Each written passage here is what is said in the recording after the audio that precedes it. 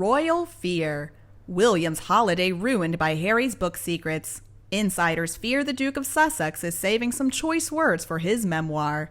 Hello and a very warm welcome to the new Kate Middleton and the Queen News Channel.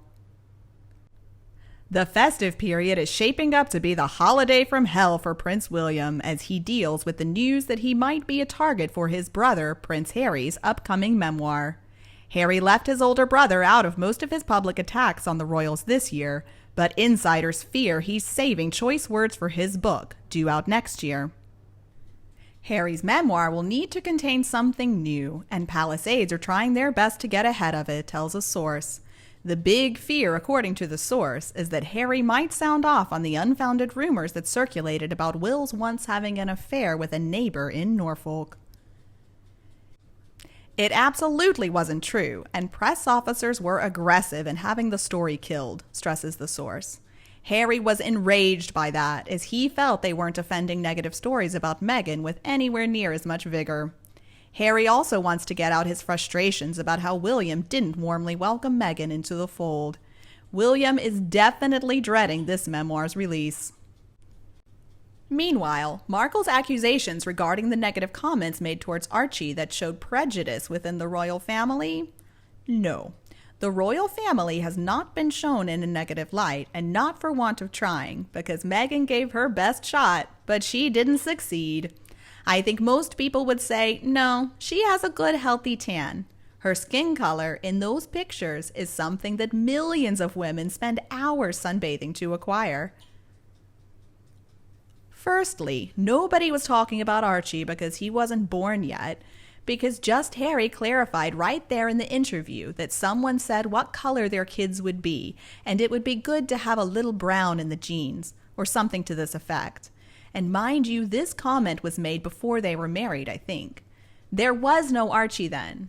But Madame Meghan changed an innocent comment to something so vile that it boggles my mind. Harry himself debunked her statement within the same interview, and the remaining negative statement has been proven wrong by citizens from every corner of the world. As far as the claims that they said Archie will not be made a prince because he is black, bloody hell. That invisible kid is more white than some white kids I've seen. From which angle does he look black? At present, no one could have made out if he was mixed race. The palace was just following rules. Nobody said he wouldn't get a title ever in life, but would get it only once Prince Charles ascends to the throne. See how she twisted all this? This is a very cunning person. It seems that Meghan has never been introduced to rules and regulations in her life so far, because she is having such a tough time following a simple statute regarding awarding titles. Madame Meghan has forgotten something, that she and Harry had declined the title for their son, as they wanted him to have a normal life, as reported by her media sources in that ghost-written book of hers, Finding Freedom. Normal life for their kids, fat chance for those poor souls with parents like them.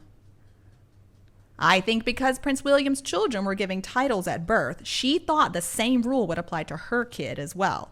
And when that didn't happen, what did she do? She threw a hissy fit. In her mind, if there can be a little Princess Charlotte and Prince Louis, then why can't there be a Prince Archie? This could be one of the reasons why she punished Queen and Prince Charles by keeping Archie away from them. I think since he has been born, the royals must have seen him about once or twice. Remember that time when the whole family was in a country estate with the Queen, but Meghan and Harry declined to come as the excuse given was Archie's too small to travel? So instead, they took a private jet to some other country and spent their holiday there? Yeah, how compassionate. Just what they preach. But if she's keeping Archie from the Queen and Charles, the losers are Archie and the new baby. The Queen has more than enough great-grandkids that'll keep her busy, and Charles has the adorable Cambridge kids. The Cambridge kids have lots of cousins on both sides of the family. Meanwhile, poor Archie and his sister have no cousins to play with or holiday get-togethers with family, because neither Harry nor Meghan are mature enough to get along with any family, except for the one weird grandma. The only losers are Archie and his sibling. What I conclude from those statements made by Meghan in the interview is that she is a very jealous woman. Jealous of small kids. Actually, their stupid statements have exposed them as brain dead, selfish, hollow, self-serving, entitled fools. And the real royals are busy doing their duty. By the way, do you think Prince William and Kate's Christmas card was ill-advised this year given the pandemic? First, I'm sure the Cambridges have followed all the proper COVID-19 rules while traveling on this holiday. There is nothing to see here other than a beautiful family Christmas card. Unfortunately, there are always a few negative nincompoops that just gotta hate. It's a lovely family photo, which is normal for the royal family. They tend not to go in for Santas and Robins. Not that there's anything wrong with Santas and Robins. Like most people, I am sure, I am always delighted with all the cards I get. It reminds me of how many friends and family I have and how very fortunate I am. I'm just tired of woke people being ultra sensitive about a Christmas card. I'm not saying the questioner is woke, but there exist people who will make a fuss over a family posing for their Christmas card. Christmas is supposed to be a time where we celebrate the birth of Jesus, who is named the Prince of Peace. In light of that, a card sent out to people while honoring the birth of a peacemaker should be graciously accepted. The Cambridges do not seek to deceive others. Catherine went through 3 hellish pregnancies, not wearing moon bumps to change her belly size to create needless drama. She showed up on the hospital steps of the Lindo wing just as other royals had done for years. Her husband said nothing about their babies being 2 weeks old because they weren't. They were not non-breathing dolls. They had their faces beamed all over the world rather than just showing their feet. The Cambridges don't play games. One would think their children are at a far greater risk of something bad happening, yet they do not hide their family. Other royals across the globe don't hide their children either. In fact, by sending out real and not photoshopped images of one's children, those children might be better protected. A case may be made for that. But in this age of lies, forgetfulness, and deceit, honesty and truth are not honored by far too many. What is right is wrong, and what is disgusting is revered and celebrated. Strange? Yes.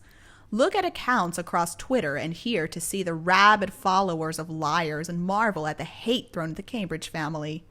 During a time of honoring Jesus' birth that brings peace and goodness. Weird? Yeah, I'd say really awfully weird. To answer the question, it is completely appropriate to love the card sent out by the Duke and Duchess of Cambridge. Yes, they traveled to Jordan for a vacation with their children. I think it was lovely that they took a trip and posed all together like a family. Oh, snap, they are a family. They're sitting and smiling. What is there to dislike? If traveling is an issue with people, then maybe they just shouldn't travel themselves. The pandemic is being handled by people very differently all over the world. Personally, I think it's overhyped with fear-mongering taking place. I've been traveling. If a scared person stays home, that's their choice. But to pass judgment over people who are not scared is just silly. Nice how political leaders are having huge parties without masks in place. The Queen just canceled her used to be yearly Christmas lunch, which is a shame. It's time for the royals to be seen. Well, maybe not an elderly queen, but the young royals should be out and traveling and having lunches. Beautiful family with beautiful values. I'd be proud if my daughter could juggle so many things at once. Denim 1 minute, a film star dress the next. Their children are calm and disciplined by their mother. They know right from wrong already and behave beautifully in public. And we love them more for sharing them with us. How could you moan about a holiday which no doubt taught them a lot about Christianity? It's a dirty word for some, but it is, or it used to be, our religion. Their great-grandmother is the head of the Church of England. Back to the values we used to share, without the whinging and moaning keyboard heroes. All seasons greetings. Things are far from perfect. Life seldom is. But stay safe. Help keep others safe. And we'll get by. I would like to add that Jordan is a perfect place for a Christmas card photo. There are many biblical sites in Jordan. I'll just add that when Catherine was young, her family lived there for almost 3 years and she loved it. William had busted alone when Catherine was pregnant with George and was disappointed. He promised her one day they would go back as a family, and he carried out his promise. And you, what do you think about them? Please tell me your opinion below in the comments section, and we also talk about this couple.